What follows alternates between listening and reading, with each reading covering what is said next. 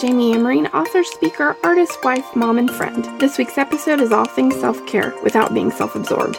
Today's episode is brought to you by Jennifer Willerton's independent beauty consultant, the only person I trust with my face. So let's get this thing started. Hello, this is Jami Amerine, author and blogger at Sacred Ground Sticky Floors, and today we're talking self-care without being self-absorbed. What do you think of when you hear the word self-care? For so many of us good Christian women, self-care is a very bad word.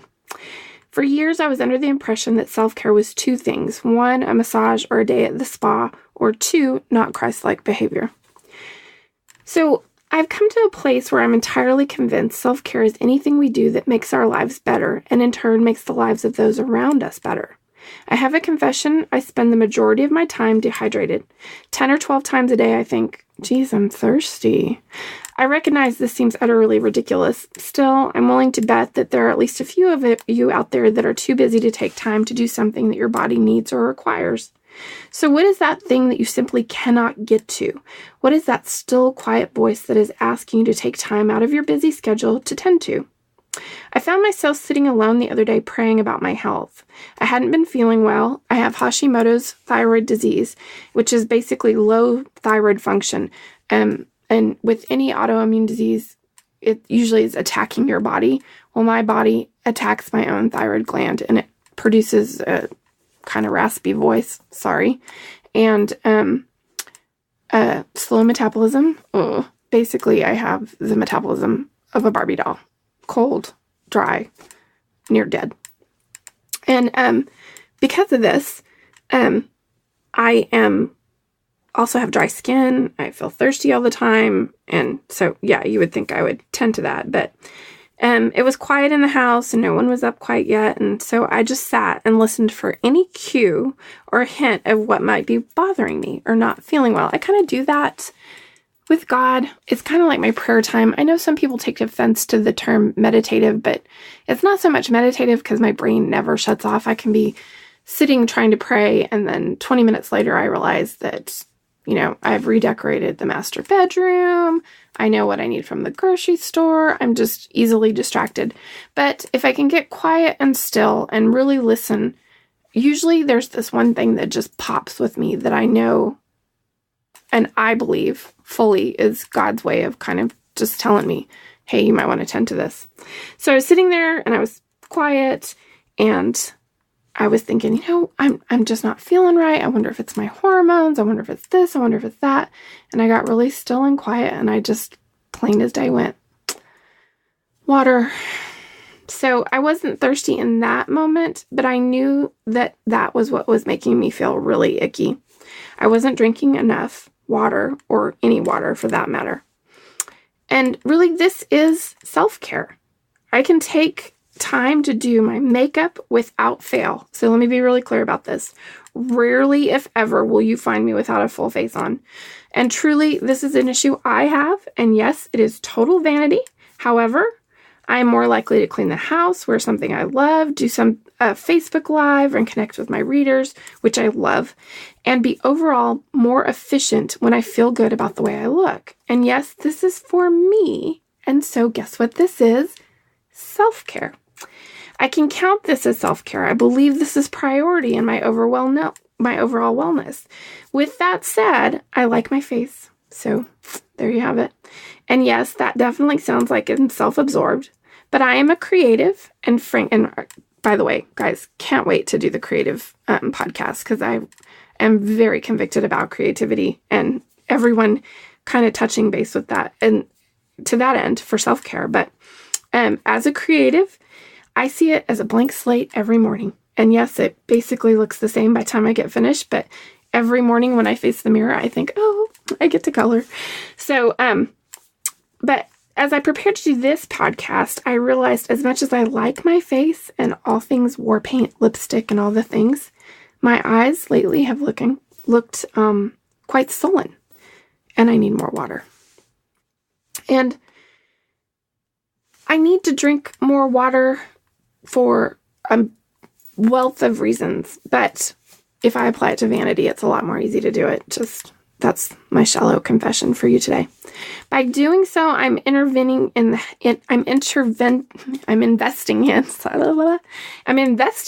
health and wellness.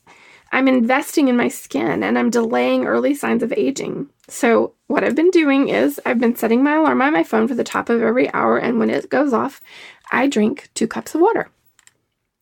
If I'm to be totally honest with you, it's hard for me to choke down water when it's cold outside, as my average body temperature, like I mentioned, is very low, which is another symptom of Hashimoto's. But I've found that hot water with lemon is an excellent alternative in the winter months. And water that I infuse with fruit overnight, I just put some frozen strawberries or blueberries or something like that in my water and put it in the fridge overnight, that I enjoy that flavor better. But almost immediately after I started implementing this plan, it became somewhat of a habit. And so I've actually changed my alarm now to every 2 hours, because basically I'm just guzzling water all the time. A month after I instigated the water alarm method, my lab results came back with liver enzymes within normal range, something that I had been battling for more than 5 years, which is humiliating, but when have I not been honest with you? So I noticed that I wasn't using lotion and chapstick constantly, and my makeup was staying on longer and smoother, and my skin looked smoother and more supple. So I propose, even in the little things, not just a spa day or getting my hair highlighted, that I'm engaging in some form of self-care almost constantly. And we've kind of put this bad vibe over it, like, the Proverbs 31 woman that is all about everybody else. But the reality of it is, everybody's so dependent on me. I'm not quite so sure that if I don't do the things that I need to make myself feel better and perform better and just be better overall, everything's going to pot anyway. So, once I started looking at self-care from that point of view, general things that I do to manage my health, my mental well-being, and just general function, there were a lot of habits that I have that lent themselves to the category of self-care. One of them being something that I recently took up again, which is painting. And granted, I'm not that good at it. As a matter of fact, Justin walked in the other day and he goes, "Babe, what are you doing?" And I was like, "I'm painting." And he was like, "Oh." And I was like, "Yeah, I know. I wish I was better at it too." But the fact of the matter is, I'm a creative. I love to create. And I actually only love or can really get into one thing at a time. So when I'm painting, I'm not writing. And when I'm writing, I'm not painting. And when I'm decorating the bathroom, I'm not writing or painting. But I love that creative outlet. And I'd also like to kind of propose, this latest fad with adult coloring books and then also Bible journaling. I think that really and truly the key to why that's become so popular is that it's given women their colors back. They have something that's an outlet.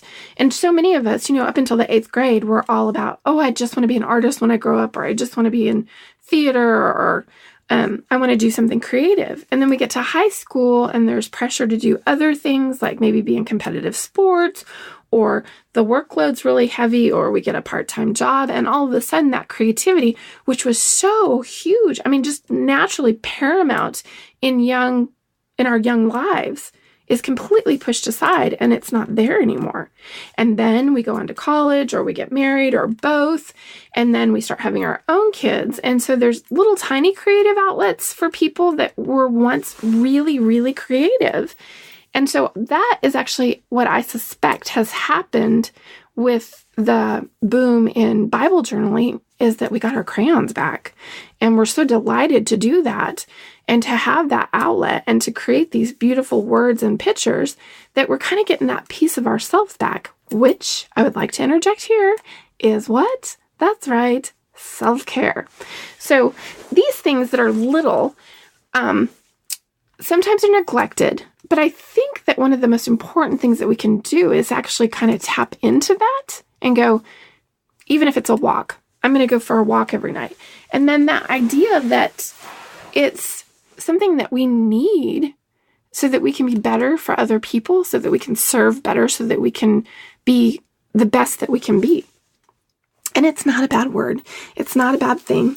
It's totally normal for us to need to take care of ourselves when we're taking care of everybody else. Now, I would say one of the most irritating things that I think anyone ever says to any woman is, well, you need to take more time for ourselves. The reality is, if we're going 90 to nothing, taking care of little people, running a household, working, which, oh my goodness, just bowing down to any working mom that's working outside of the home, but also single moms. I was thinking the other day, I woke up and Justin's been traveling quite a bit, so he's been gone a lot, and my oldest son, Luke, that lives with us, was out of town. And so Sophie leaves for school at 6 o'clock in the morning.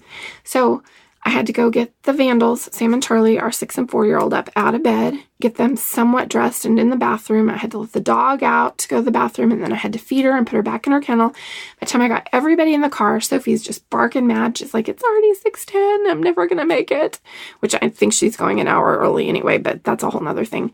Got everybody in the car, got them all the way over to the school, dropped Sophie off, blew through, grabbed the Vandals some donuts, made it back home. And by the time I got home, we had 10 minutes to get lunches packed and get them out the door so that I could get them to school.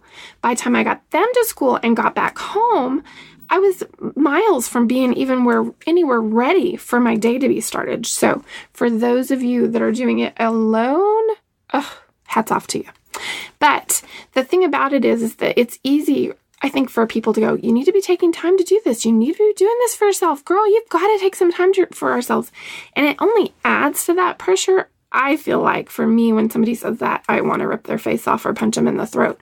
And I don't do that, although we could categorize that as self-care. But what I have noticed is that I do some.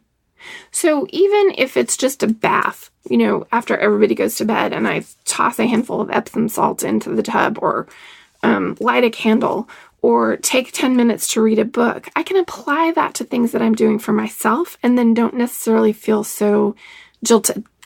So I guess if we're going to have a homework assignment, I want you to really think about what you are doing for yourself in the form of self-care. Now, granted, I would say that about a month ago, I was able to leave my family for 4 days and 3 nights to go to a wellness spa. At the time, the reason that I was doing that is because my liver enzymes were all whacked up and messed up. And so I went to a fasting spa, which some of you would say was definitely not self-care. But I did have a lot of time alone in this little cabin. I took my puppy with me, and I really did kind of process what it looked like to be alone and to have a few minutes alone, and what I could do to maybe extend that time or appreciate it more or use it more efficiently. So if you're somebody that likes to get up first thing in the morning and have some time alone to do Bible journaling or write in your journal or just pray or just sit on your back porch and listen to the birds start to wake up and have a cup of coffee, you can apply that to something that you're doing for self. And guess what? There's nothing wrong with it. So I guess really and truly that would be the nicest thing that we could do for ourselves, is to realize that 1, it's okay, and 2, you're not in trouble, and then we'll add to that 3, it is totally necessary. I would also say that in those times that I have a little bit of quiet, a little bit of time where I can process and think, those are when I get some of my best ideas for better managing my home, meal plans, and writing ideas.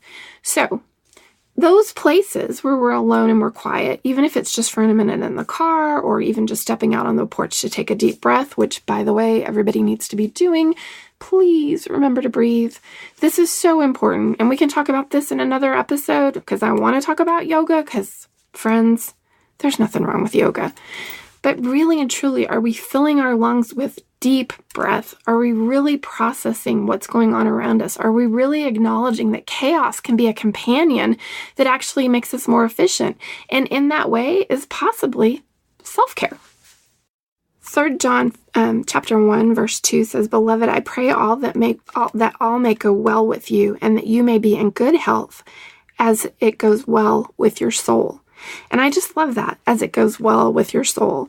Really and truly taking care of ourselves so that we can take care of others is that peaceful place where we feel like things are going to be okay, where we can be motivated, where we can learn something about ourselves. So I'd like to encourage you not to use self-care as a bad word. You can still be a good Christian girl and still go get your nails done or still go sit on the porch and have some coffee. So This has been super fun, and I'm looking forward to talking about lots more things.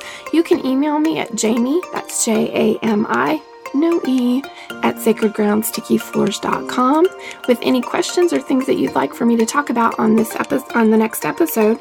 And don't forget that this episode was brought to you by Jennifer Willerton, independent beauty consultant. She's also my super good friend. She makes all things pretty, and she's all about self-care. And I'll put the links to her website in this podcast. So until next time, go let things go well with you. Let them be well with you. Take good care of yourself. You're taking care of everything else, I'm sure. And I just trust that Jesus will be all over you. Until I see you next time. Bye.